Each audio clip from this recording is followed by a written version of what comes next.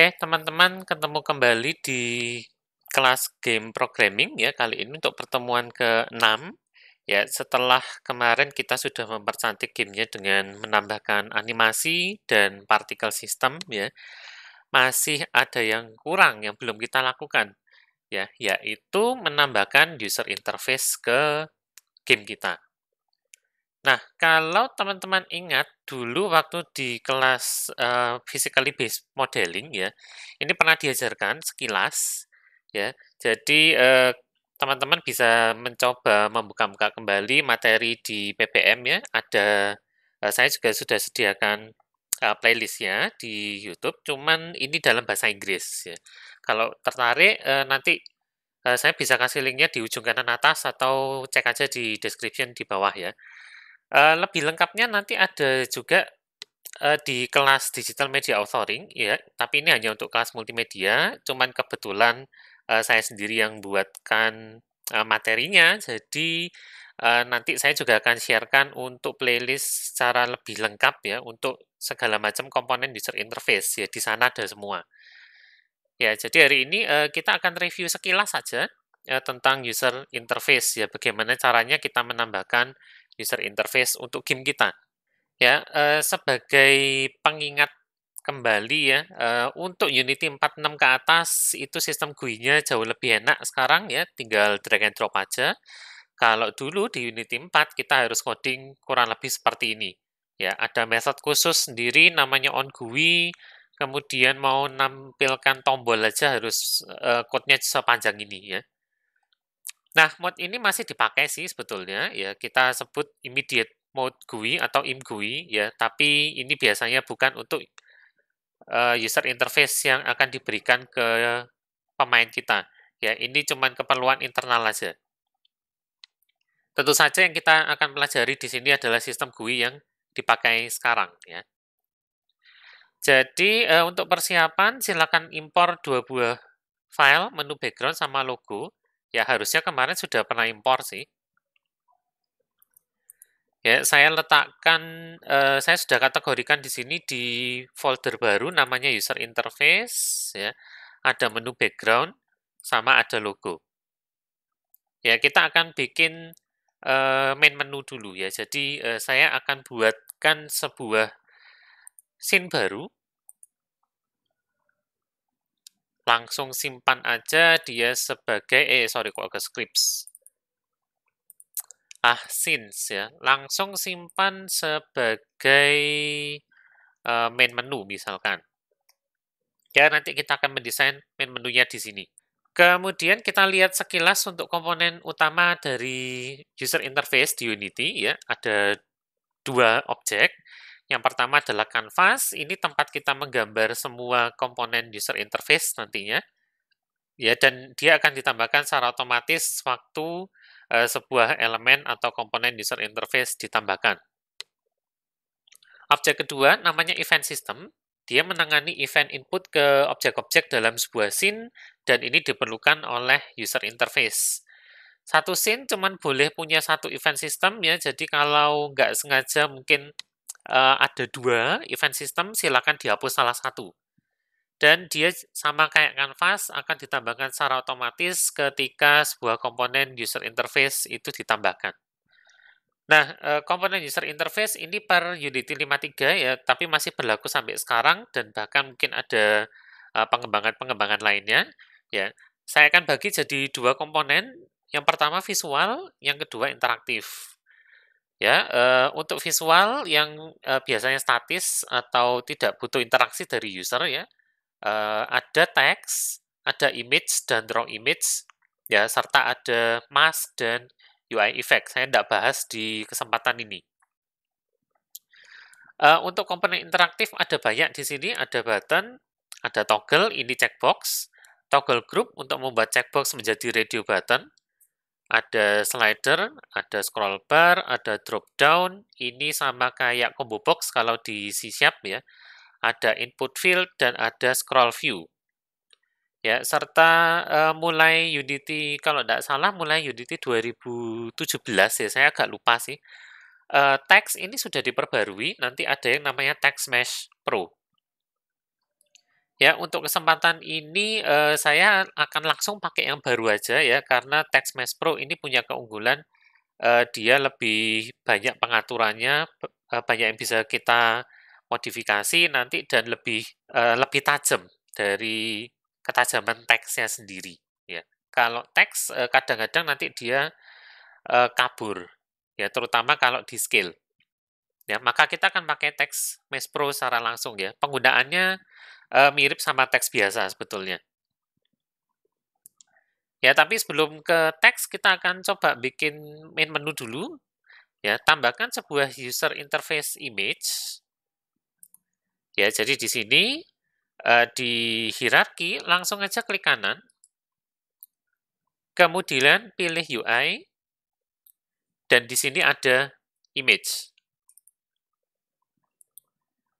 Ya, nah, kita akan diberikan tampilan seperti ini dan tentunya teman-teman masih ingat ya, kanvas itu ukurannya pasti besar sekali. Ya, pasti di luarnya scene. Kemudian, cari menu background yang sudah diimpor tadi, lalu atur sebagai propertinya source image.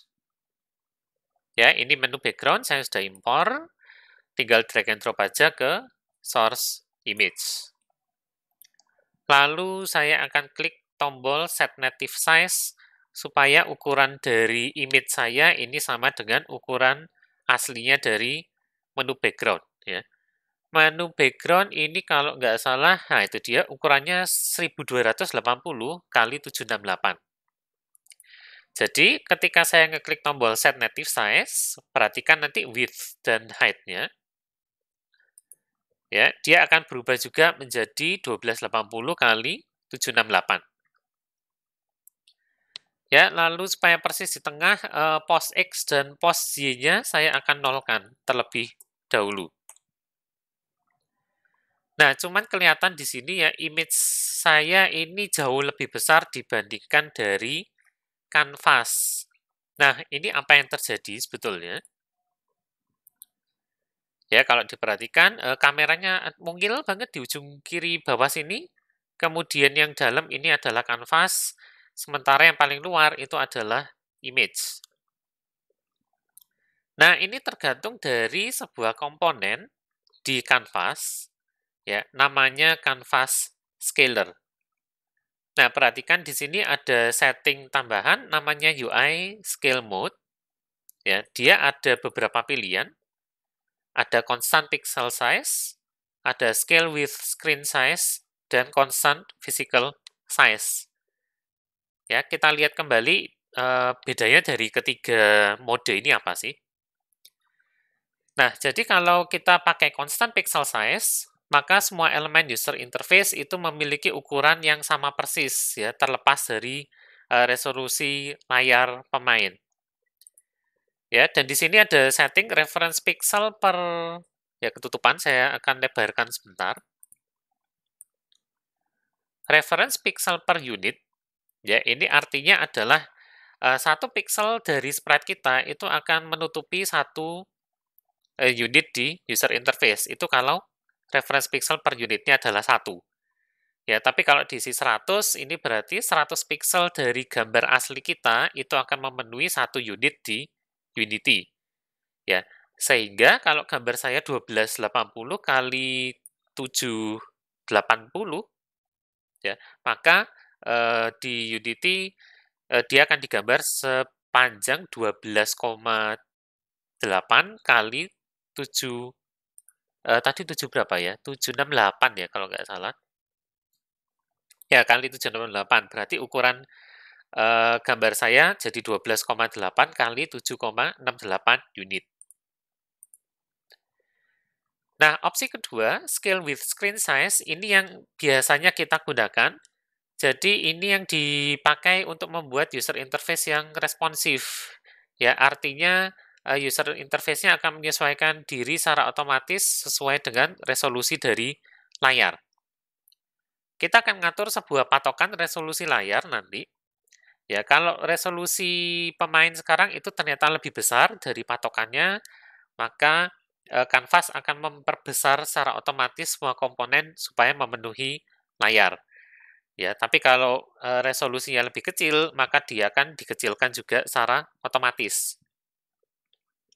Mode ketiga namanya constant physical size.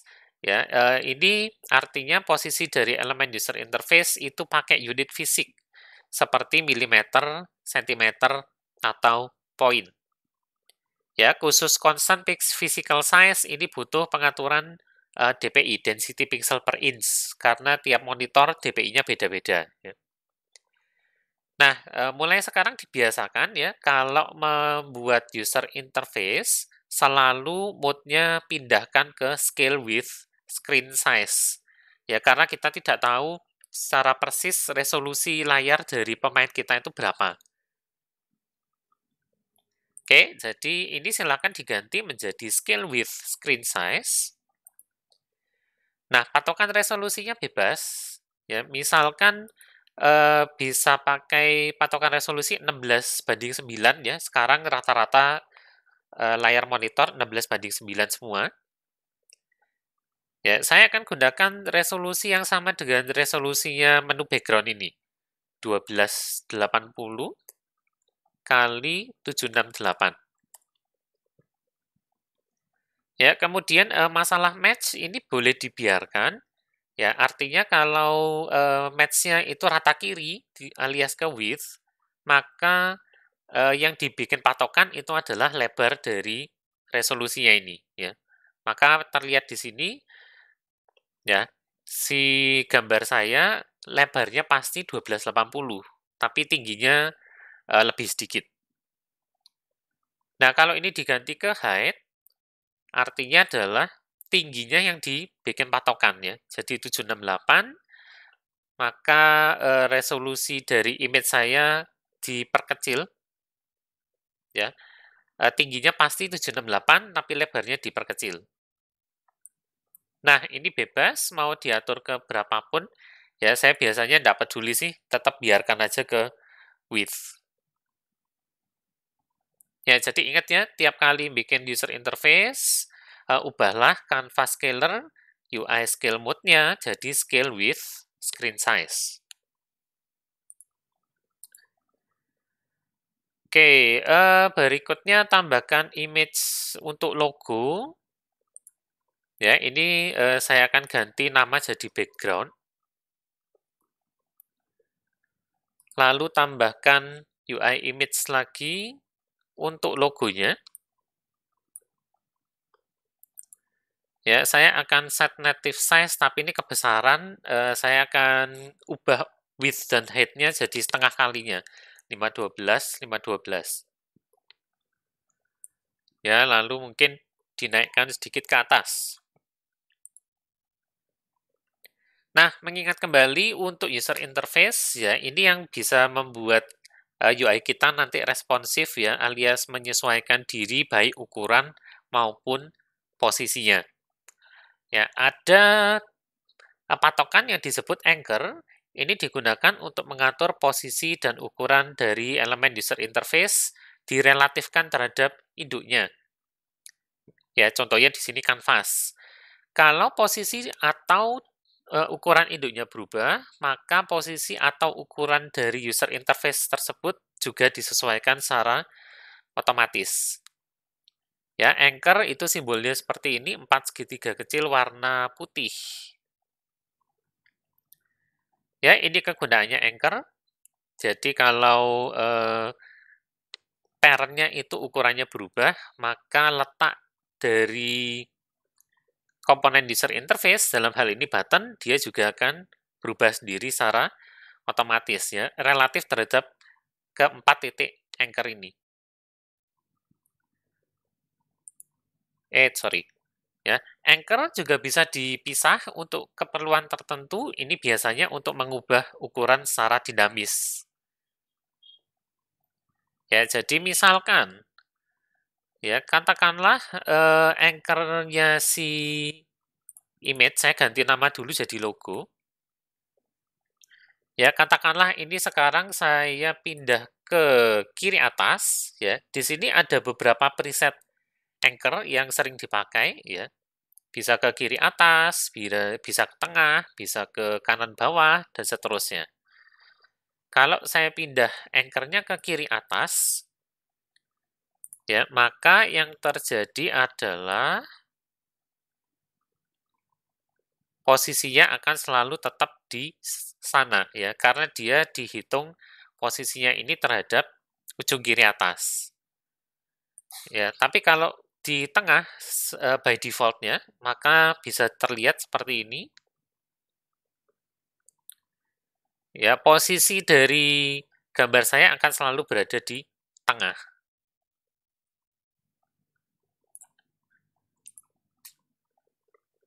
Ya, kalau di split bisa. Misalkan ini saya pecah jadi 2 dulu.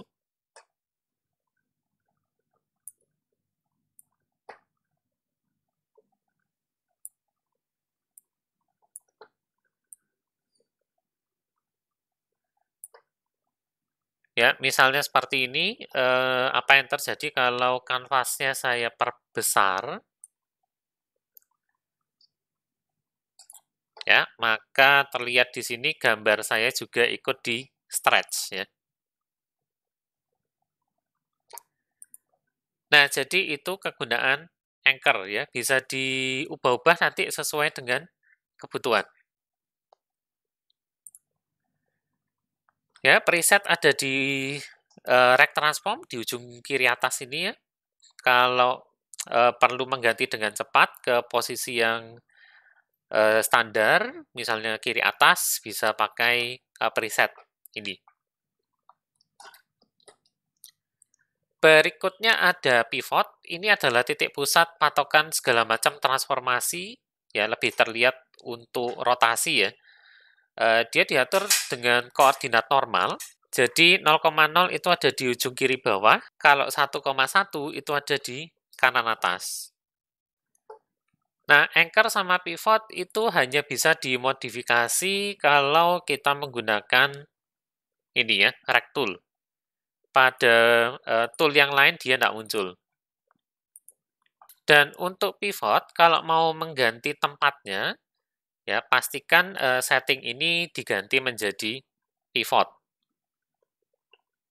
Ya, kalau setting ini pivot, maka lingkaran kecil biru ini akan muncul. Ya, kalau settingnya adalah center, dia biasanya agak kedim sedikit. Ya, artinya apa sih? Kalau center, itu semua pivot pasti ada di tengah-tengah. Ya, kalau misalkan tidak ingin mengganti pivotnya secara tidak sengaja, ya, biarkan aja dia di center. Oke, berikutnya tambahkan sebuah tombol, ya, untuk memulai permainan nanti. Ya, di kanvas tambahkan tombol. Nah, ini ada dua macam, ya. Ada yang versi button biasa, ini yang bawaannya Unity. Ada yang baru, ya, button tapi yang menggunakan Text Mesh Pro. Nah, Text Mesh Pro ini adalah sebuah package, ya, sebuah package versi terbaru dari Text. Ya, pertama kali teman-teman menambahkan sebuah komponen user interface yang ada tulisannya Text Mesh Pro, ini nanti teman-teman akan diminta untuk mengimpor package-nya. Oke, saya akan ilustrasikan pakai project baru aja deh, ya. Apa yang terjadi kalau pertama kali kita mau menambahkan komponen user interface, tapi yang ada belakangnya Text Mesh Pro, ya. Ya, jadi ini project kosong, fresh, ya, masih saya belum nambahkan apa-apa. Nah, kalau misalkan saya tambahkan langsung aja button yang Text Mesh Pro, nah, nanti akan muncul window baru, ya, TMP Importer. Nah, ini teman-teman langsung klik aja tombol yang import TMP Essentials. Ya, dasarnya sih sudah ditambahkan sama Unity, ya, sudah terinstall, cuman perlu ditambahkan aja ke project kita. Ya, kalau sudah selesai, ini bisa ditutup. Nanti di aset akan ada folder baru Text Mesh Pro. Ya, ini biarkan aja apa adanya. Ya, sekarang saya akan balik ke project yang tadi, sebentar. Oke, nah sekarang saya akan tambahkan sebuah button yang pakai Text Mesh Pro. Nah, tombolnya ada di sini. Ya, bisa diperbesar kalau merasa kurang besar. Misalkan sekian. Ya, lalu untuk teksnya itu bisa diubah di bagian atau child-nya yang teks TMP ini ya. Misalkan start game. Font size-nya kalau dirasa kurang besar ya silakan dibesarkan. Saya akan perbesar, nggak pakai auto size deh, karena ini jadinya penuh banget ya. Saya akan perbesar manual aja, misalkan 36. Ya, seperti ini. Nah, tombol itu bisa diberi gambar latar sendiri ya, untuk memberikan kesan unik. Karena kalau enggak, tombol kita jadinya polos banget, seperti ini. Ya, kalau teman-teman sering main game kan tentunya biasanya tombol-tombol di menu ya, entah di menu utama atau di permainan, itu kan selalu ada ciri khasnya sendiri dari game tersebut. Nah, gimana caranya untuk mengganti background-nya? Ya, gampang aja sih. Ya, silakan cari sebuah sprite tertentu.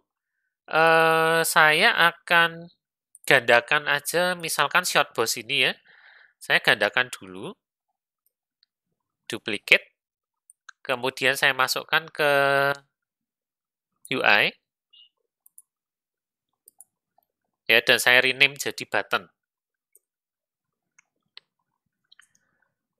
Lalu berikan dia jadi source image-nya dari button-nya. Nah, kalau terlihat di sini gambar tombolnya agak aneh ya, kelihatan nge-stretch. Ya, kalau saya perbesar lagi, dia nge-stretch ya, dan mulai nge-blur sedikit. Nah, kalau misalkan tidak ingin terjadi seperti itu, ya kita bisa lakukan yang namanya 9 slice scaling. Ya, untuk menghindari gambar-gambarnya, terutama bagian ujung-ujungnya ini terdistorsi, silakan lakukan 9 slice scaling. Ya, 9 slice ini adalah teknik untuk membagi sprite kita menjadi 9 bagian, ya, makanya namanya 9 slice. Nah, setelah kita melakukan 9 slice, bisa terlihat di sini ya, masing-masing ujung tidak diskalakan. Tepian sebelah kiri dan kanan itu hanya secara vertikal, tepi atas dan bawah itu hanya diskalakan secara horizontal. Sementara itu tengahnya akan diskalakan ke dua arah sekaligus. Ya, caranya melakukan gampang. Ya, tinggal pilih sprite-nya. Kemudian masuk ke sprite editor, ya, tapi sprite mode-nya jangan diubah jadi multiple. Ya, biarkan aja dia tetap single. Lalu klik tombol sprite editor. Ya, kalau terlihat di ujung-ujung tepian sini ada titik hijau kecil. Ya, itu tinggal ditarik aja, baik dari sisi atas, bawah, kiri, dan kanan. Ya, sehingga terbentuk 9 potongan seperti ini. Ya, misalkan saya lakukan 9 slice-nya seperti ini ya. Kalau sudah, jangan lupa klik apply. Ya, lalu saya akan kembali ke button. Perhatikan kalau sekarang saya berikan gambar yang sudah di slice tadi. Ya, maka tampaknya beda sekarang. Jadi ujung-ujungnya nggak ikut di scale ya, tapi ujung tepi kiri dan kanan, atas dan bawah, ya di scale hanya ke arah tertentu aja. Sehingga tombol saya sekarang terlihatnya lebih oke ya.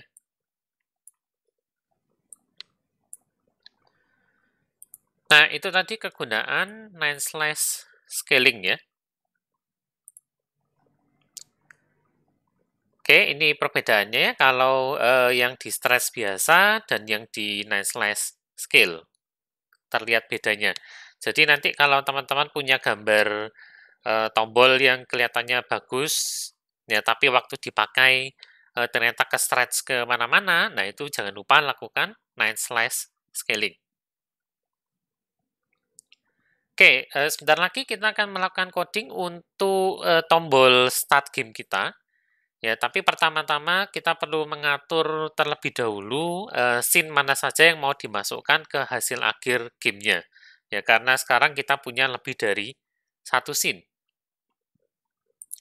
Ya, caranya adalah pilih file di sini, kemudian pilih menu build settings. Ya, nanti akan muncul window baru build settings scenes in build. Ya, defaultnya ini sudah dikasih sampel scene ya. Kebetulan sudah saya rename jadi level 1. Nah, sekarang kita perlu memasukkan scene-scene yang lain yang akan dimasukkan pada hasil akhir. Ya, caranya gampang, tinggal drag and drop aja dari aset. Ya, atau kalau lagi terbuka, ya bisa diklik tombol Add Open Scenes. Nah, maka main menu saya sekarang masuk. Ya, cuman ini urutannya terbalik ya. Level 1 duluan baru main menu. Nah, di sebelah kanan itu ada angka yang menunjukkan urutan dari si scene-nya ini. Scene dengan level 0 itu akan di-load pertama kali waktu game kita dijalankan. Ya, jadi harusnya main menu dong yang dapat nomor 0. Ya, kalau susunannya keliru seperti ini tinggal di drag and drop aja. Ya, supaya main menu sekarang urutannya adalah nomor 0. Ya, nanti kalau gamenya sudah jadi, kepingin di-sharekan ke teman-teman yang lain, ya tinggal klik aja tombol build ya. Saya tidak akan bahas caranya untuk nge-build game ya. Tinggal klik ini aja, terus disimpan, jadi sudah. Nah, untuk tombolnya, kita akan buatkan script baru, misalkan namanya UI main menu, lalu dipasang ke sebuah game object baru juga kosongan, ya biasanya saya pisahkan ke game object sendiri ya, misalkan namanya scripts atau UI helper. Ya, jadi saya akan melakukan itu, saya akan buat sebuah game object kosong dulu, UI helper, lalu di scripts, saya akan buatkan sebuah C# script, namanya adalah UI main menu.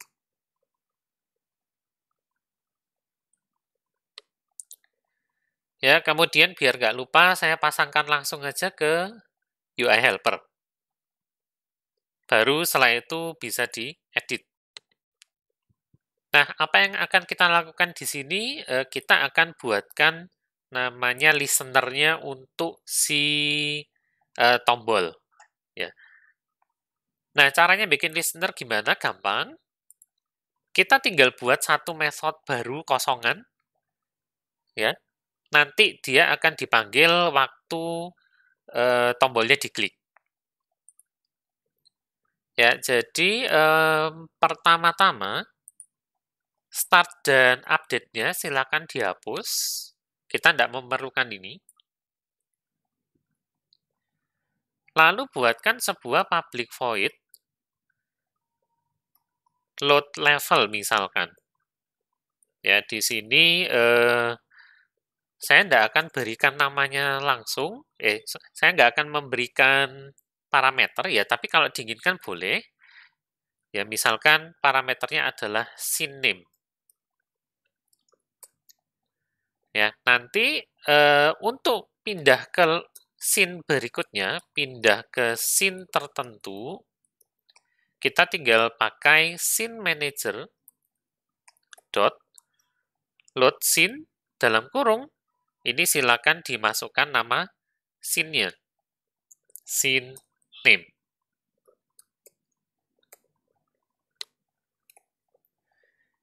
Ya, jadi pindah ke scene tertentu gampang sekali, tinggal scene manager dot load scene, ya, dalam kurung scene name seperti ini.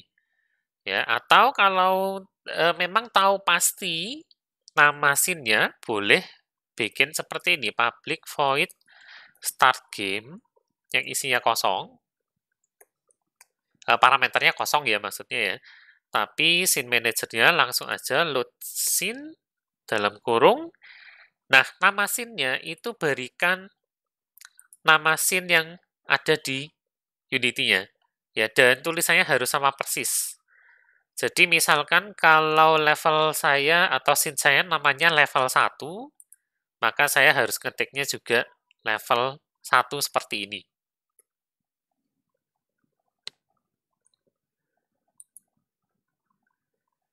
Ya, ini cukup seperti ini ya.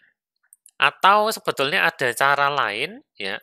Bisa pakai load scene yang menggunakan level number atau scene number, tapi kita harus tahu nomor dari scene-nya yang ada di build settings tadi. Ya. Nah, kalau ini sudah di-save dulu. Berikutnya, kita akan tambahkan listener ke button-nya. Ya, ini yang membutuhkan pembiasaan. Ya, dulu kalau teman-teman ingat di PPM ya, ini harus dibiasakan cara menambahkan event ya, karena ini beda jauh dengan Visual C Sharp. Ya, kalau di Visual C Sharp kita tinggal double klik tombolnya, kemudian nanti dibukakan otomatis atau digenerate otomatis methodnya. Ya, kalau di Unity kita harus nambahkan manual. Ya, caranya pilih button-nya terlebih dahulu, lalu cari komponen button, dan scroll ke bawah sampai ketemu on click. Tulisannya list is empty. Ya, tambahkan baru dengan ngeklik tombol plus di sini. Kemudian, game object yang mengandung script UI main menu tadi, ya, atau script apapun yang mengandung method listener dari tombol kita, itu drag and drop lah ke bagian sini. Ya, jadi saya tadi punya UI helper, maka ini tinggal saya drag and drop ke on click sini, sampai combo box no function-nya aktif. Setelah itu, baru bisa milih script kita sendiri, UI main menu. Ya, kemudian boleh milih nih, mau yang load level atau yang start game. Ya, kalau yang load level, teman-teman harus memberikan nama scene-nya itu di sini, di bawah ya. Level 1 misalkan. Ketikkan aja level 1. Ya, tapi yang pakai start game tidak perlu menginputkan apapun di bawah. Ya, itu aja sih listener-nya. Ya, jadi sudah bisa dicoba sekarang.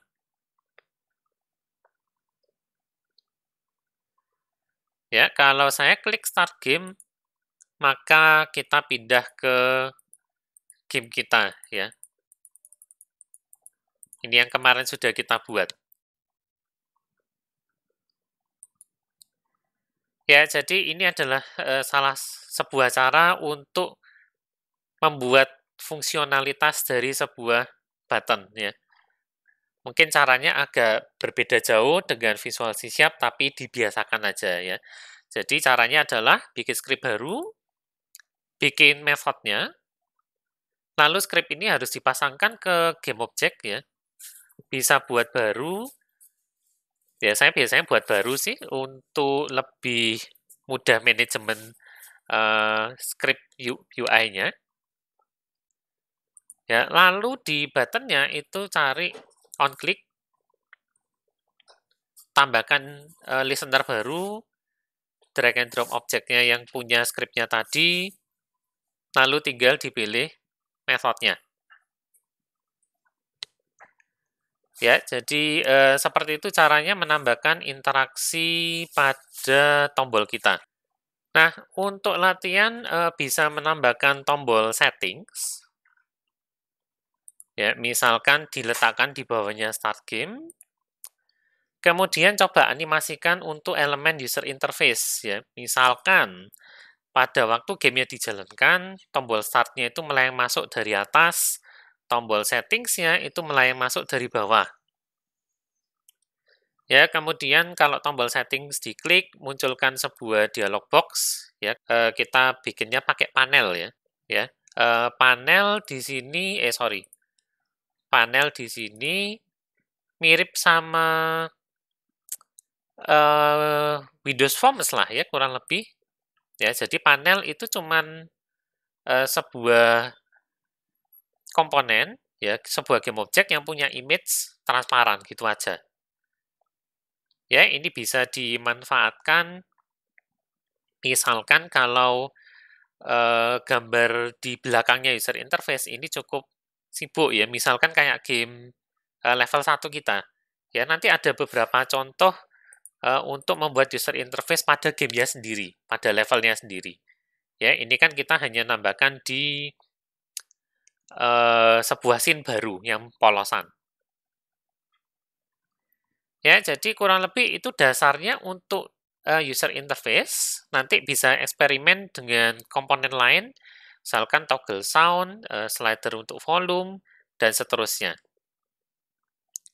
Ya, materi kita berhenti sampai sini sih.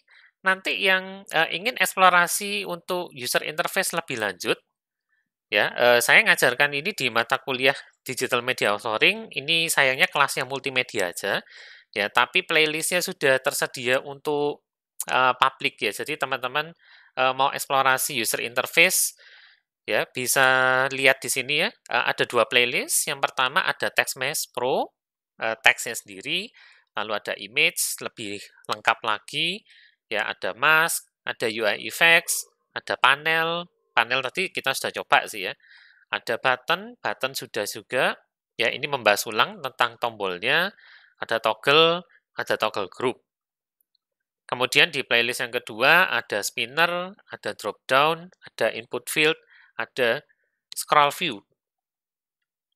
Ya, nanti silakan kalau berminat karena ini agak panjang dipelajari sendiri ya, kemudian boleh digunakan pada gamenya tentu saja.